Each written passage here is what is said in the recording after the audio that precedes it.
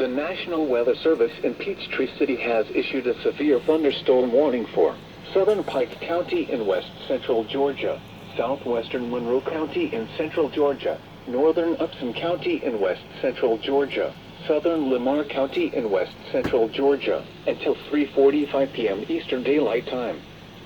At 3:21 p.m. Eastern Daylight Time, a severe thunderstorm was located over Molina, or 10 miles east of Greenville, moving east at 45 miles per hour. Hazard, 60 miles per hour wind gusts and penny-size hail. Source, radar indicated. The storm has a history of producing widespread wind damage. Impact, expect damage to roofs, siding, and trees.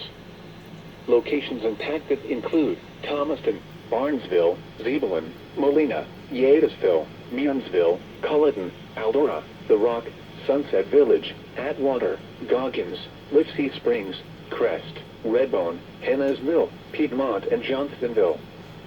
For your protection, move to an interior room on the lowest floor of a building. This is a dangerous situation.